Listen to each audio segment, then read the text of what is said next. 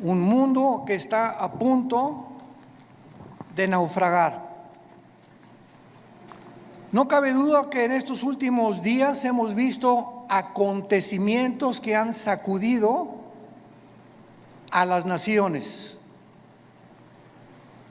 Acabo de grabar un reportaje especial, los invito a que lo vean en nuestras páginas, redes sociales, titulado Afganistán, donde comparto por cerca de media hora, 35 minutos, lo que está sucediendo en Afganistán, pero más importante que eso, las repercusiones globales que se vienen como consecuencia de lo que acaba de suceder.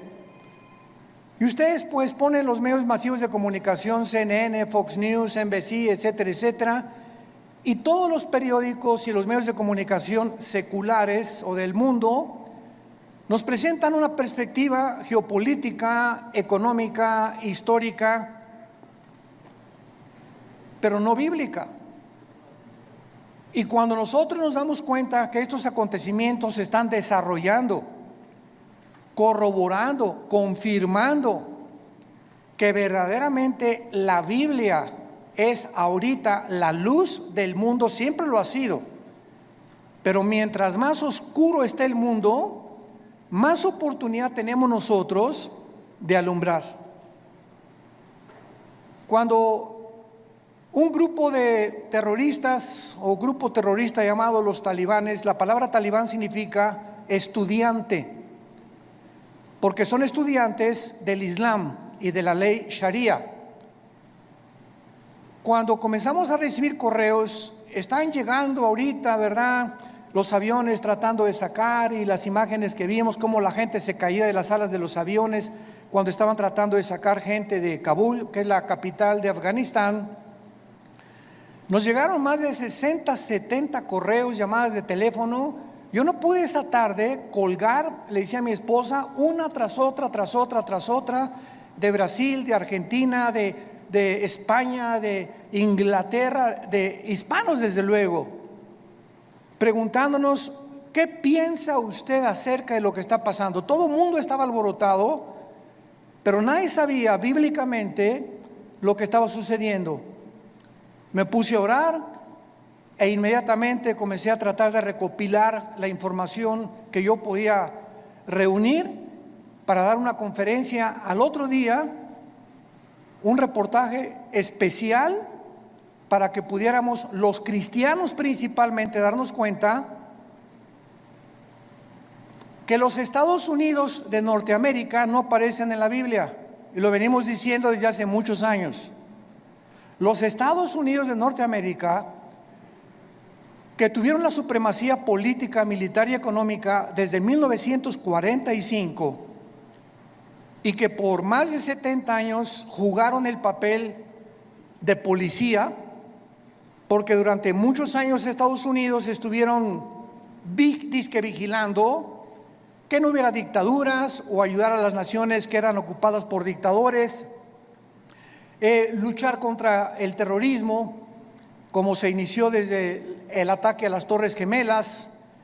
El presidente George Bush lanzó un ataque contra 3 naciones que fueron Irán, Irak y Afganistán, porque Afganistán había sido el nido o la cueva de un grupo llamado Al Qaeda, donde posteriormente capturaron ahí en Islamabad al famoso líder Osama Bin Laden. Y esta guerra contra el terrorismo, ¿verdad?, fue llevada durante los últimos 20 años, y finalmente nos damos cuenta que con la nueva administración actualmente del presidente Joe Biden, los errores tan grandes que han cometido ha hecho que ahora, con la actuación que Estados Unidos tuvo, le llaman ahora un tigre de papel. Estados Unidos ya no es la nación que era. Ahora China ya sabe que puede invadir Taiwán. Ahora Irán ya sabe que pueden continuar con las centrifugadoras produciendo el uranio 35 para fabricar la bomba atómica. Ahora Irán ya sabe que lo puede hacer. Ahora Corea del Norte ya sabe que no tiene ningún impedimento para someter a Corea del Sur. Y ahora Turquía también ya sabe, a través del presidente Erdogan, que pueden levantarse para la reconstrucción de Afganistán, y el presidente de Turquía se ha autonombrado el líder mundial del Islam. Lo más interesante de todo lo que está sucediendo ahorita en el mundo, que vamos a desarrollarlo brevemente, es que estas cuatro naciones, China nunca ha dejado de tener relaciones cordiales con los talibanes, nunca. Pero lo más interesante de esto, bíblicamente, porque es lo que nos interesa y lo que solamente los cristianos lo sabemos, es que son las cuatro naciones que se mencionan en Ezequiel 38 y 39, en la próxima invasión contra Israel. Y ahora Israel, el patito feo, ha quedado por primera vez desde 1948, que volvieron otra vez a revivir nacionalmente la nación de Israel. Ya no tiene quien los defienda, han quedado vulnerables.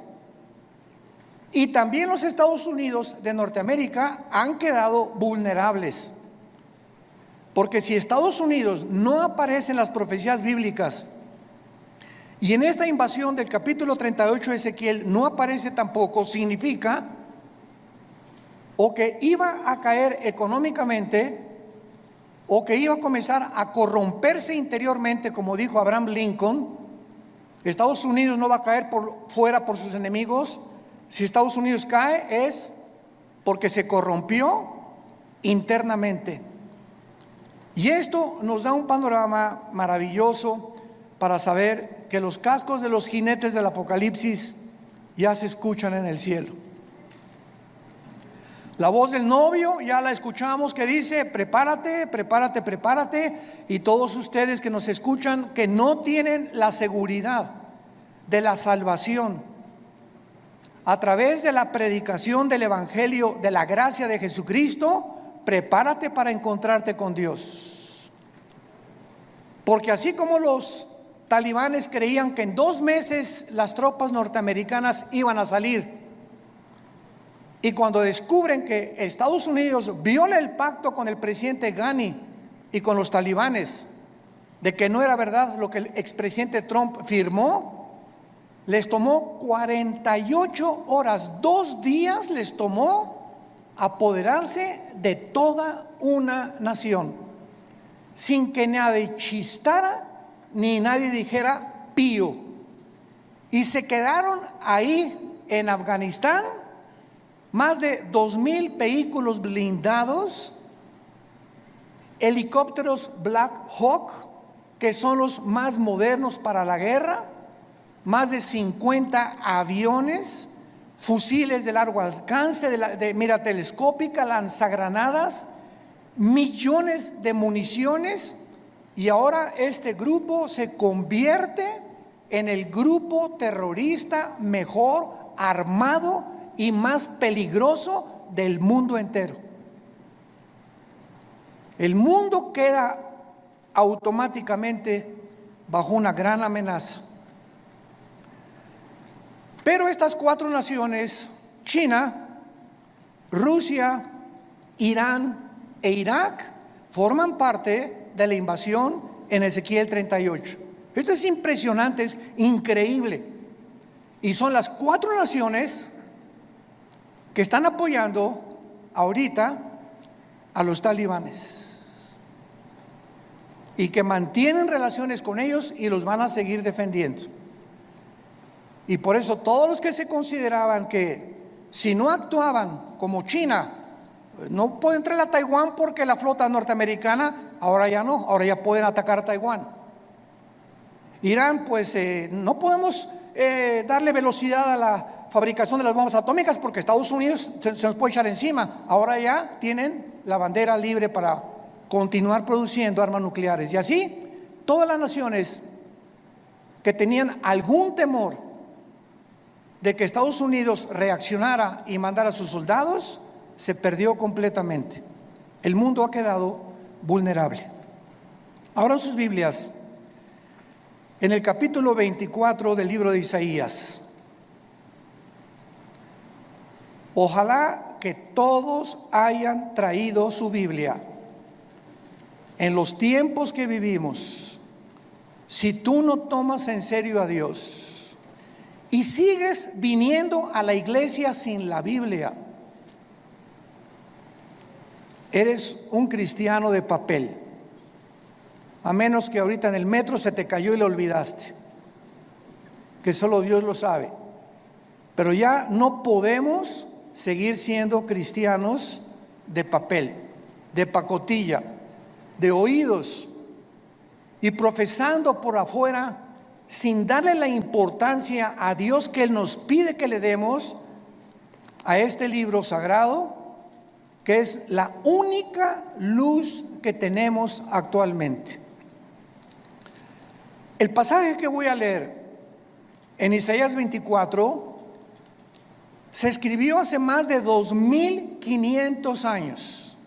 Señores ateos que nos escuchan, escépticos y todas las personas que han atacado la Biblia y que se han burlado de ella, ahora van a comenzar a buscar y a volver otra vez a encontrar quién puede darnos respuestas de lo que está pasando geopolíticamente en el mundo. Y en este pasaje, escrito hace más de 2500 años, se describe cómo va a acabar el mundo. Pero aún más que eso, el Espíritu Santo nos delinea claramente las razones por las cuales el mundo ha llegado a la condición en la que se encuentra actualmente. Dice así: he aquí que Jehová vacía la tierra y la desnuda, y trastorna su faz, y hace esparcir a sus moradores. Y sucederá, así como al pueblo, también al sacerdote, como al siervo, así a su amo, como a la criada, a su ama, como al que compra, al que vende, como al que presta, al que toma prestado, como al que da al logro, así al que lo recibe.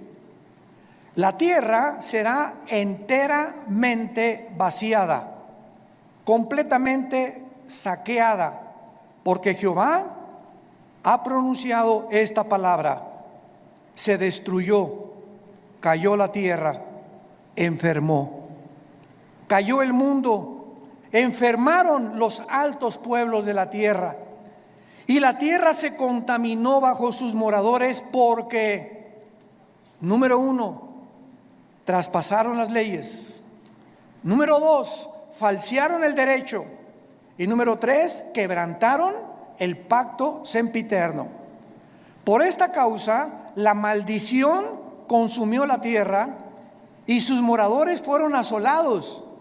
Por esta causa fueron consumidos los habitantes de la tierra y disminuyeron los hombres. Se perdió el vino, enfermó la vid, gimieron todos los que eran alegres de corazón. Cesó el regocijo de los panderos, se acabó el estruendo de los que se alegran, cesó la alegría del arpa. No beberán vino con cantar, la sidra les será amarga a los que la bebieren. Quebrantada está la ciudad por la vanidad, toda casa se ha cerrado, para que no entre nadie. Esta escritura ha sido llamada el Apocalipsis de Isaías, porque después de que Isaías profetiza en este libro el juicio contra 11 naciones, el Señor ahora anuncia el juicio final contra el mundo entero. Ya el Señor Jesucristo había anunciado, Mateo 24:21, porque habrá gran tribulación en el mundo como nunca jamás la ha habido antes.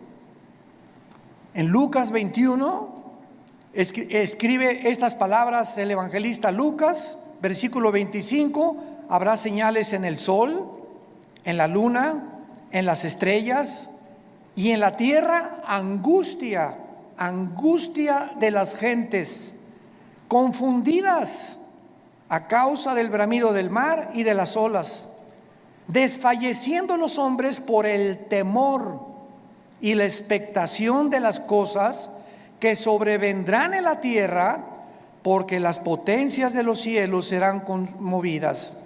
Versículo 34: miren también por ustedes mismos, que vuestros corazones no se carguen de glotonería, embriaguez y de los afanes de la vida, y venga de repente sobre vosotros aquel día, porque como un lazo vendrá sobre todos los que habitan sobre la faz de toda la tierra.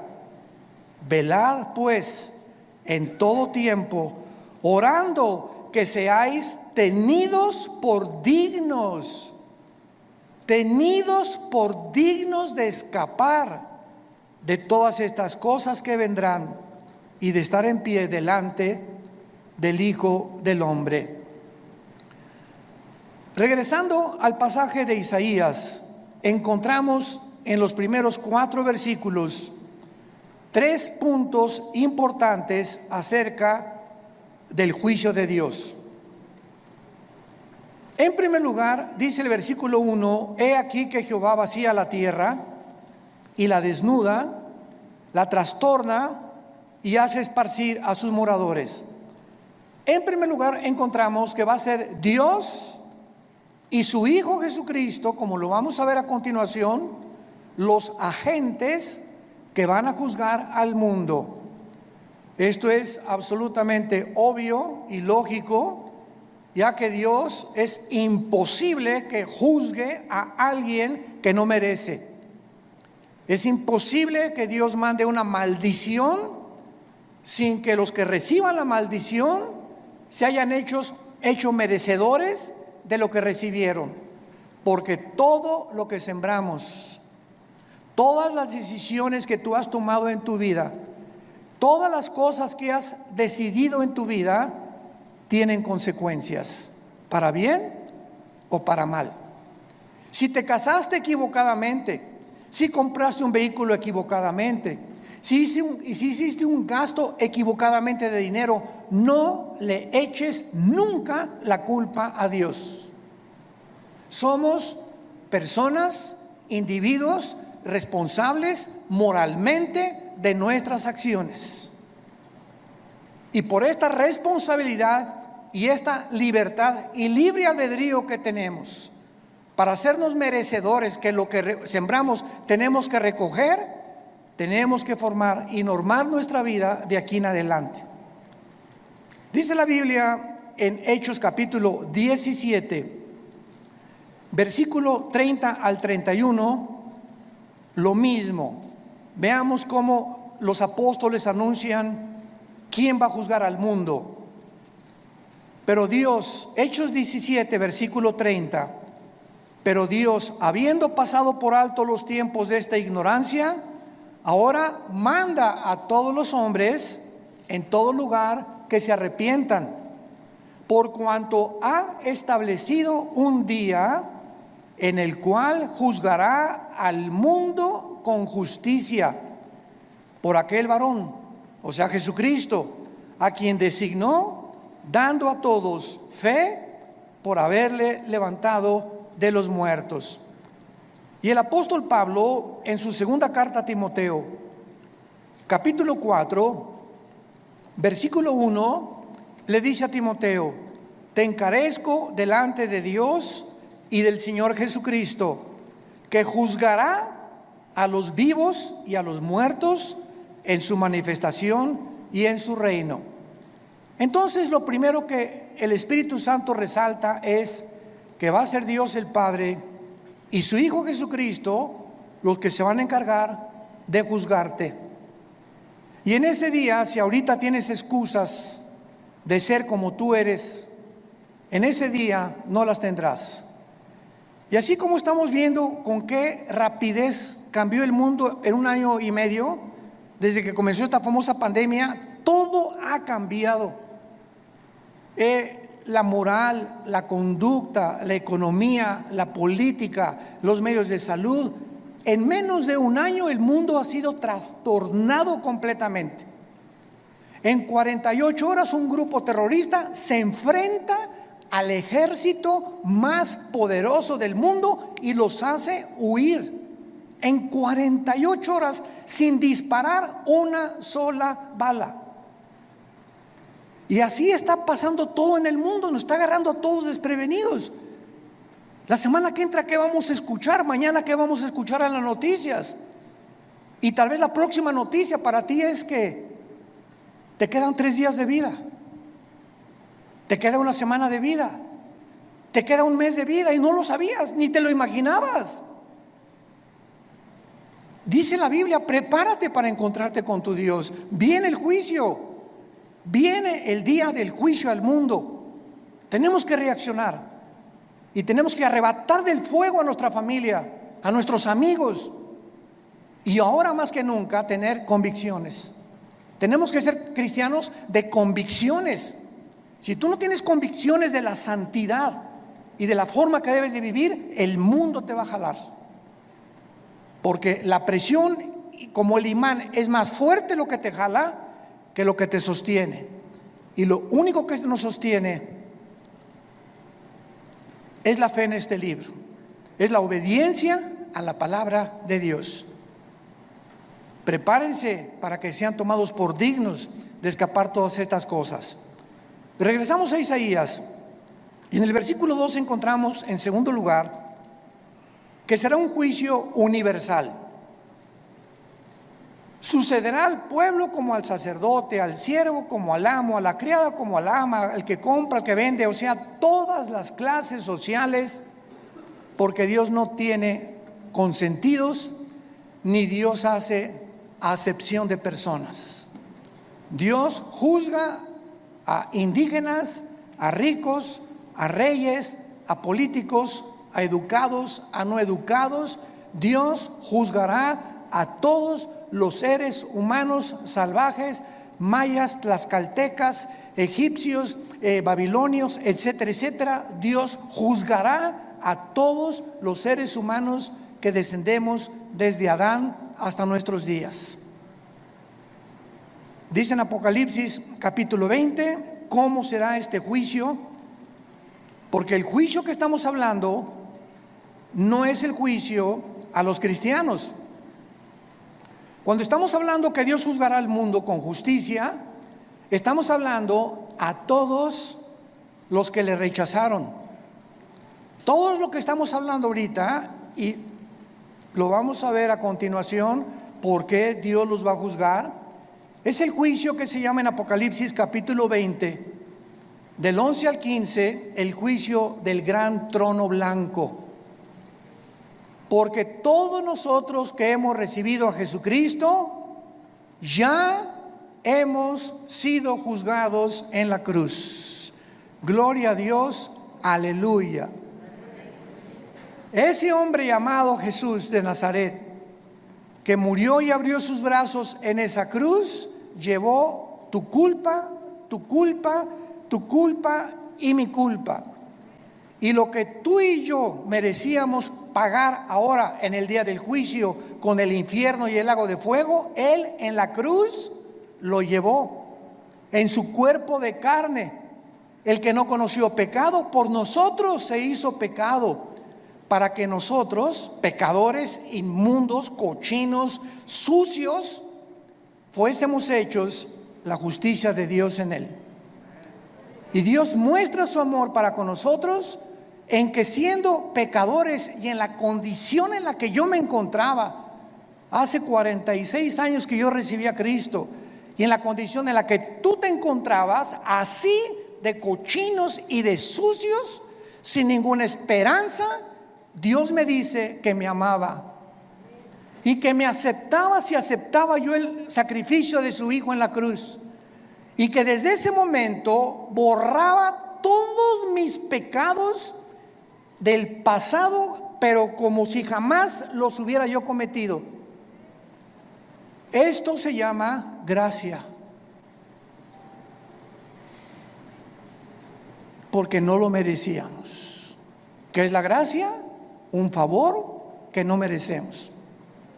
Hace algunos años, en la década de los 80s, íbamos cada 15 días a Santa Marta Catitla, a la penitenciaría de los hombres y también a la cárcel de mujeres. En aquel tiempo estaba de jefe de la policía el general Arturo Durazo. Dios nos dio gracia con él y me recogían en un patio en helicóptero y me llevaban a Santa Marta Catitla. Ahí aterrizaba yo con un helicóptero de la policía y juntaban a todos los presos para que les predicáramos el evangelio. Imagínense nada más la gracia que Dios nos dio. Y una vez se acerca después del mensaje un preso llorando y me dice: oiga, pastor, ¿usted cree que Dios me pueda perdonar? Yo había predicado sobre el hijo pródigo en esa tarde, eran como las 5:30, 6 de la tarde. Y le dije: ¿por qué? Me dice: porque he matado a 28 personas. Pero quiero decirle que estoy aquí en la cárcel no por las 27 asesinatos que cometí antes, sino porque me mandaron de un estado a la Ciudad de México a matar otro recadito que me encargaron, porque yo era matón a cuenta, y en el periférico saqué la 38 y maté a esa persona que me encargaron matar, y la policía me agarró, y estoy aquí por un crimen para pagar 15 años, pero yo debo 27 vidas más. ¿Y saben lo que le contesté? La sangre de Cristo perdona todos tus pecados. Él no lo podía creer. Quiere decir que si yo acepto a Cristo ahorita y lo reconozco como mi Salvador, todos esos crímenes no voy a pagar por ellos. Y le dije: amén. Y otro que estaba atrás dice: ay, sí, ¿verdad? Qué bueno, ahora sí de repente. Y le dije: porque es gracia. Esa es la gracia, ese es el mensaje del evangelio, de la gracia de Dios, que Dios te perdona siendo inmundo y pecador. Porque nadie merece irse al cielo, nadie merece el perdón. Dios nos lo da en su amor en la cruz. Esta palabra gracia no aparece en ninguna religión. En ninguna religión. Y hay cristianos que todavía no han entendido el significado de la palabra: por gracia somos salvos por medio de la fe. Es la fe la que nos da la gracia de Dios. El creer lo que Él hizo en la cruz nos hace, nos abre para que Dios tenga a favor de nosotros, se compadezca de nosotros y nos regale el amor de su Hijo Jesucristo. ¿Qué mensaje tan glorioso tenemos? Yo quiero decirte a ti que nos estás viendo por la televisión y ustedes que están aquí presentes, me puedes decir: yo he abortado 8 niños, llevo 3 divorcios, he matado, he adulterado, he hecho aquello. Si tú recibes a Cristo, Dios te perdona. Y en este día del juicio tú no estarás presente, porque Él pagó por ti y por mí, y por eso vivimos tan agradecidos, humillados, después de lo que Él hizo en nuestro lugar en esa cruz. Dice Apocalipsis 20, versículo 11, hablando del trono donde estarán todos los que rechazaron este regalo de Dios. Vi un gran trono blanco y al que estaba sentado en él, de delante del cual huyeron la tierra y el cielo, y ningún lugar se encontró para ellos. Esto nos habla que este juicio será después del milenio, porque los que estén en este juicio van a ver cómo desaparece la tierra y los cielos, y después de este juicio Dios hará nuevos cielos y nueva tierra. Entonces este juicio será hasta después de los 1000 años o del reino mesiánico que Jesucristo le prometió a los profetas. Y dice el versículo 12 que Juan el apóstol, que escribe esto, vi a los muertos, grandes y pequeños, de pie y los libros fueron abiertos. Y otro libro fue abierto, el cual es el libro de la vida. Y fueron juzgados los muertos por las cosas que estaban escritas en los libros según sus obras. Vemos que Juan nos dice que cuando Dios abrió los libros, todos los seres humanos que estaban enfrente del trono de Dios estaban parados. No había nadie de rodillas, todos de pie. ¿Por qué? Porque en ese momento se acabó la misericordia. En ese momento ya no hay gracia. En ese momento ya no hay favor, ya no hay nada más que dictar la sentencia. La gracia, el favor, la misericordia están hoy que tú me escuchas delante de ti a través del mensaje del Evangelio de la gracia de Jesucristo. Pero si después de esta vida tú rechazas lo que te está Dios ofreciendo en este momento, se acabó, porque eres responsable. Somos sometidos a la ley de la responsabilidad individual, y cuando tú te mueras, te morirás en tus pecados, porque tú así lo decidiste. Como dijo un predicador hace algún tiempo, Dios no manda a nadie al infierno. Dios no manda a nadie al infierno, ellos se van solitos. Dios dio a su Hijo en la cruz, y si tú te condenas es porque tú escogiste pasar la eternidad lejos de Dios, porque en esta vida rechazaste a Dios y no lo quisiste, menos te gustará seguir con Él después de muerto. Los libros van a ser abiertos, todos tus pensamientos, todas tus palabras y todas tus acciones serán traídas delante de ti como en una película. Y observamos que Dios te va a juzgar por las obras. Qué irónico, ¿verdad? La salvación es por gracia sin las obras, pero el juicio será por las obras, por lo que tú hiciste.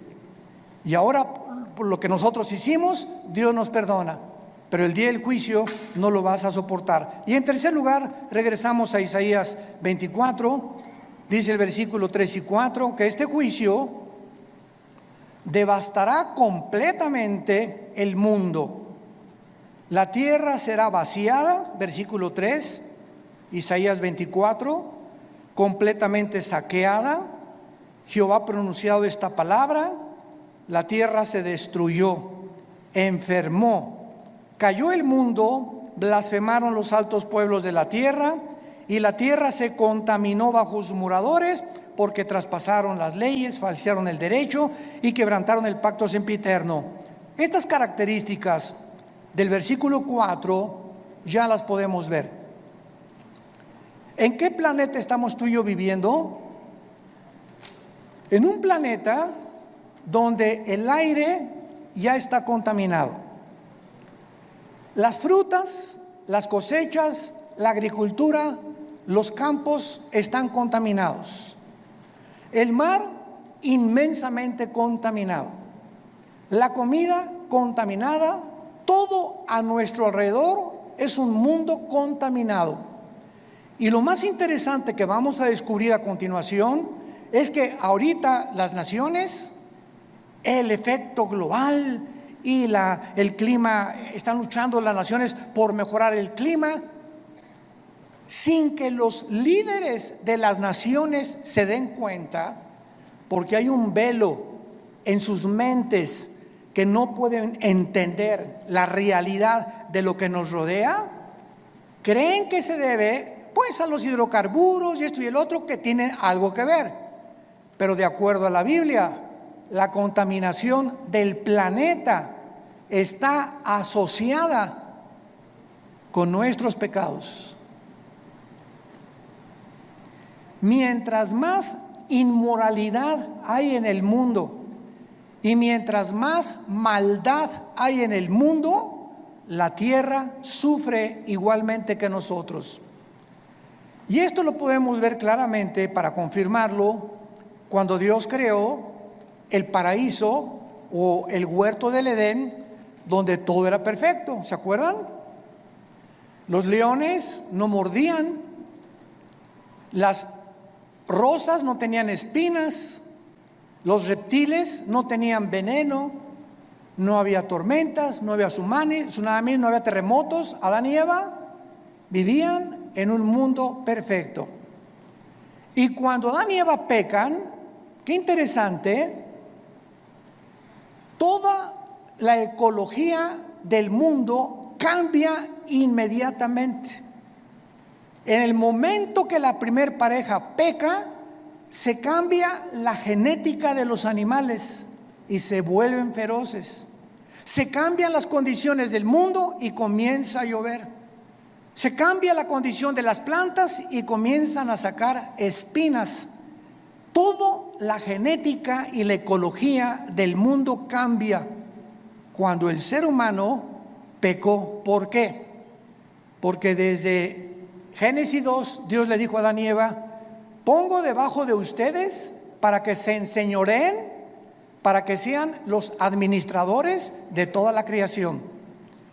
Pero si ustedes se apartan de mis leyes, la creación se volverá su enemigo.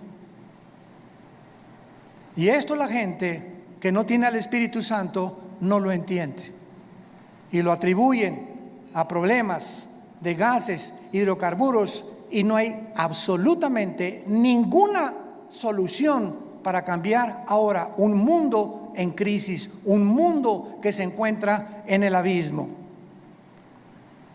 Ahora veamos a continuación las causas del juicio en el versículo 5 que acabamos de leer. ¿Por qué el mundo ha llegado al punto que llegamos? Y hace 2700 años el profeta Isaías lo advirtió.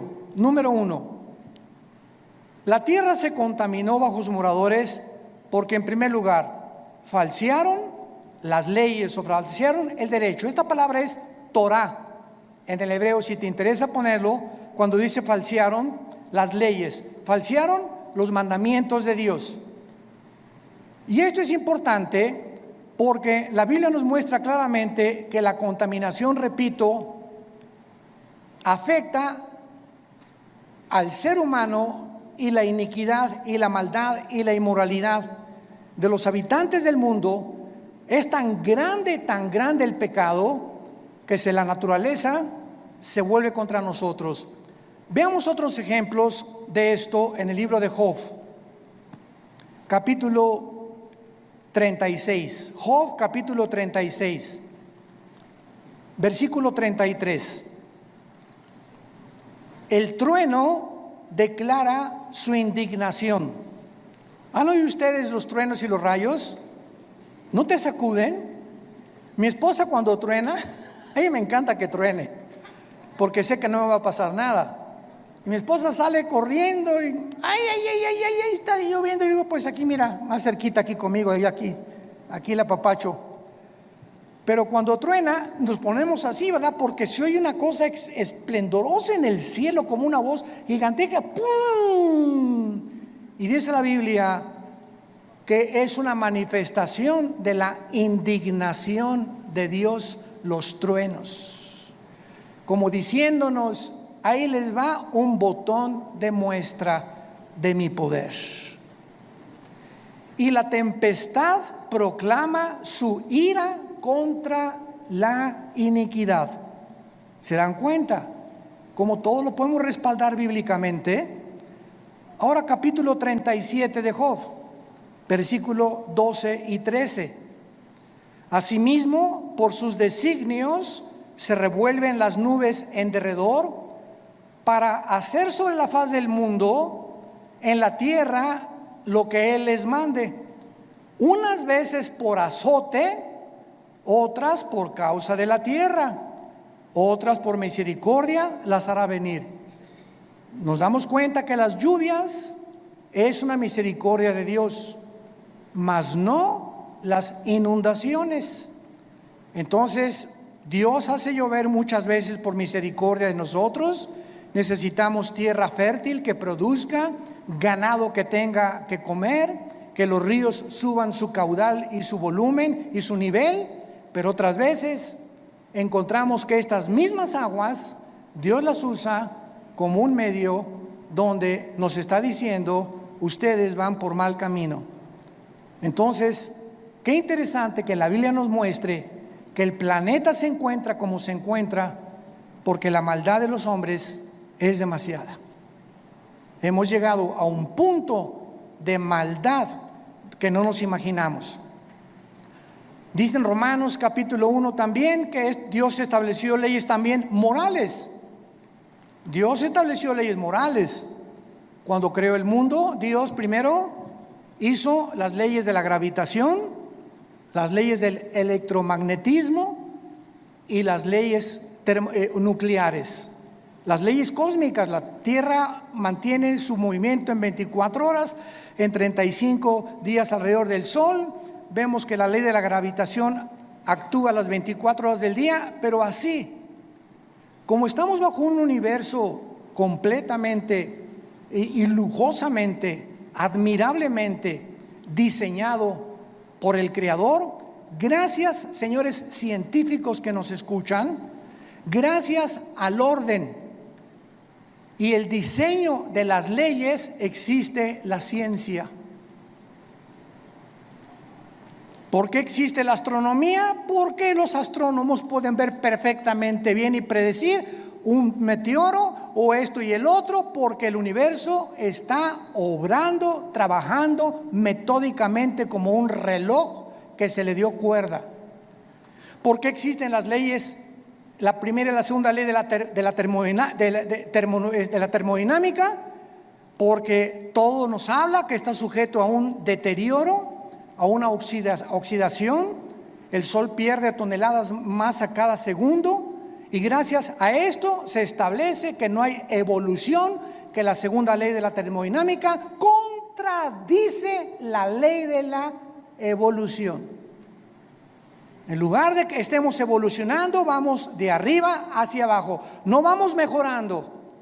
Ya se profetizó hace 2000, la tierra iba cada día a deteriorarse más, y el carácter de los seres humanos iba a llegar a comportarse más bajo que el de los animales.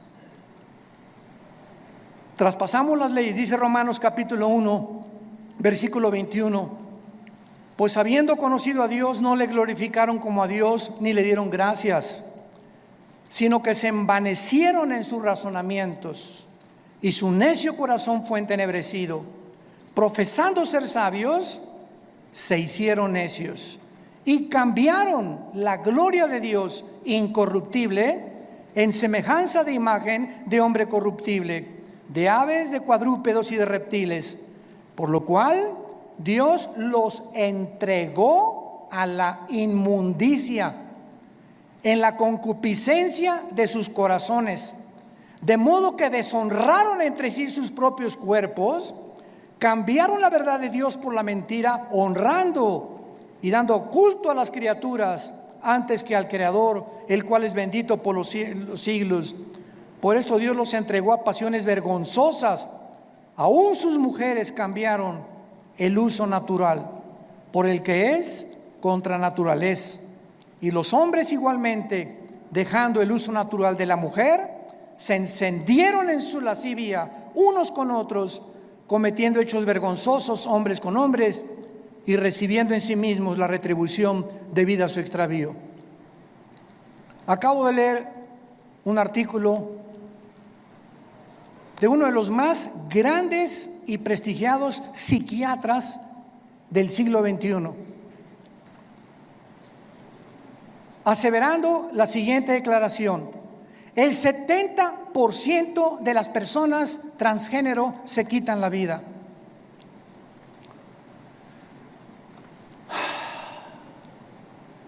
El 70% de las personas que intentaron cambiar la naturaleza con la cual nacimos, le dijeron a Dios: te equivocaste, yo no soy hombre, soy mujer, no soy mujer, soy hombre. Finalmente, cuando hacen la operación y la cirugía para cambiarse el sexo, en su alma son como Dios los creó. Y comienza una lucha interna, ¿soy o no soy o qué soy? Y la confusión y el conflicto mental llega al grado que prefieren quitarse la vida. Esto fue escrito hace 2000 años por el apóstol Pablo, dejando el uso natural, la biología, las leyes de la naturaleza. No hay más que hombre y mujer. No hay 3 sexos, no hay 4, no hay 5. Eres varón o eres hembra. Y cerramos la Biblia de acuerdo a la ciencia. Si tienes 2 cromosomas XX, eres mujer. Y si tienes el cromosoma Y, que las mujeres no tienen, eres macho camacho. Eres hombre de los pies a la cabeza. Y si tú niegas tu genética y niegas la naturaleza, acarreas, dice el apóstol Pablo, hace 2000 años, se viene sobre ti tu propia naturaleza. Y nunca podrás vivir en paz, porque has traspasado las leyes de Dios. En segundo lugar, dice, falsearon el derecho.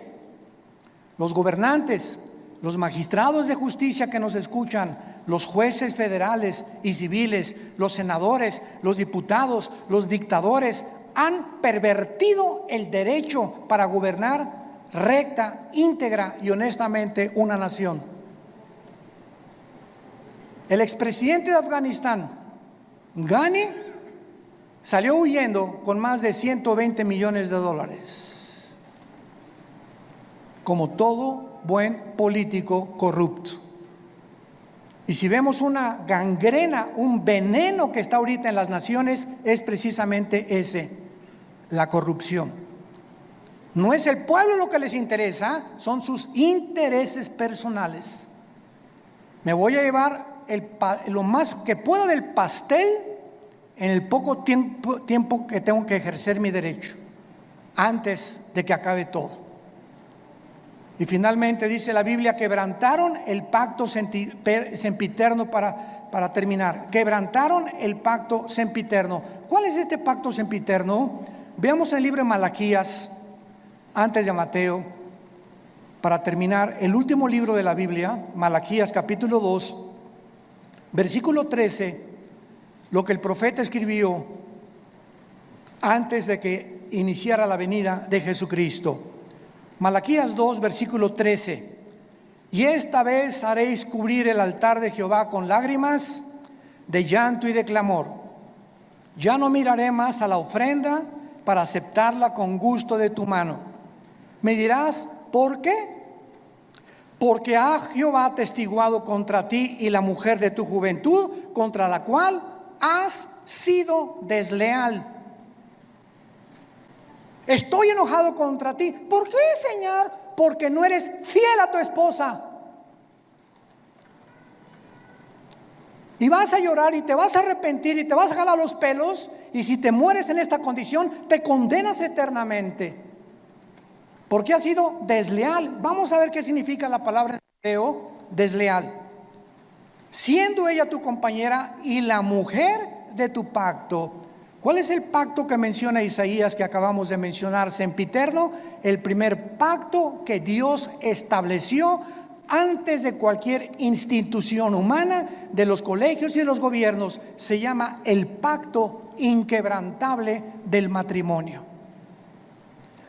A los que les interese, la palabra desleal en el hebreo es la palabra bagad, con B de bueno, A de Armando, G de Gárgara, H, A de Armando, D de David.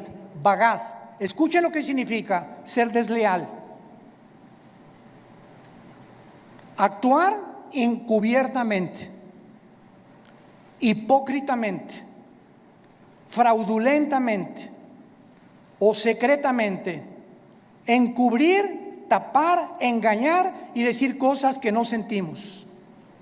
Cuando tú te volteas a tu esposa y dices te amo, solo Dios sabe que le estás diciendo que verdaderamente le amas. Y cuando tú le dices a tu esposa te amo y atrás de ti tienes tu amante, estás encubriendo, eres un hipócrita, estás falseando completamente y Dios te está escuchando. Y eso Dios lo tiene que castigar. Dios tiene que juzgar la deslealtad, la hipocresía que podamos tener en el matrimonio. Por eso tenemos estos seminarios cada año con 300, 250 parejas, para que en esos 3 días regresemos a la Biblia, nos arrepintamos, hay una renovación de votos el último día junto a la playa, una cena de gala, y ahí podemos descubrir que, Dios mío, es que yo sentí que ya no la amaba, pero viene el Espíritu Santo y nos da algo sobrenatural que ya habíamos perdido, porque le estamos diciendo a Dios: yo quiero mantener y llegar hasta el fin con mi gordita y con mi gordito, porque de otra manera me estoy engañando. No puedo irme con un amante ni creer que hay una mujer que me satisfaga, que la mujer y la madre que tú me diste para mis hijos. El mundo está enfermo, tenemos que reaccionar, y en esta tarde les pido a todos ustedes que se arrepientan de sus pecados. Si hay alguna área en la que el Espíritu Santo te ha hablado, arrepiéntete hoy, porque por esta puerta no entraste en esta mañana por coincidencia. Dios te ama, Dios te ama, Dios te ama, y Él no quiere que salgas por esta puerta como entraste esta mañana. Tú no sabes si ahorita te atropella un coche, no sabes si te da un ataque al corazón, no sabes si te da una embolia cerebral mañana, o si pasado mañana el doctor te dice: las placas no mienten, don Pancho, usted tiene cáncer y tiene 3 meses para vivir. Dios quiere que tú vengas a la cruz a perdonar tus pecados y a que arregles tus cuentas de una vez por todas con su Hijo Jesucristo. Oremos. Te damos gracias, Señor, por tu palabra, porque de tal manera nos amas que nos has dado a tu Hijo Jesucristo, para que cualquiera, sin acepción de personas, que crea en Él, no se pierda, mas tenga la vida eterna. Mas Dios muestra su amor para con nosotros en que, siendo aún pecadores, Cristo murió por nosotros. Mas Él herido fue por nuestras rebeliones, molido por nuestros pecados. El castigo de nuestra paz fue sobre Él, y por sus llagas hemos sido nosotros curados. Él, que no conoció pecado, por nosotros se hizo pecado, para que nosotros fuésemos hechos la justicia de Dios en Él. ¿Qué tengo que hacer?, me preguntarás en esta mañana, para arreglar mis cuentas para siempre con Dios. La Biblia dice: arrepiéntete. ¿Qué significa arrepentirse? Reconocer que has pecado contra Dios y que no puedes seguir viviendo igual. En segundo lugar, que no tienes el poder para cambiar, porque solo Dios te lo puede dar mediante la fe en su Hijo. En segundo lugar, creer que Cristo en la cruz pagó con su sangre por tus pecados. Y en tercer lugar, que a los 3 días resucitó de los muertos para traer una esperanza eterna, inmarcesible, que nos está aguardando en el cielo el día que nosotros resucitemos. Dile pues: Señor, te pido perdón por mi vida, lávame con tu sangre.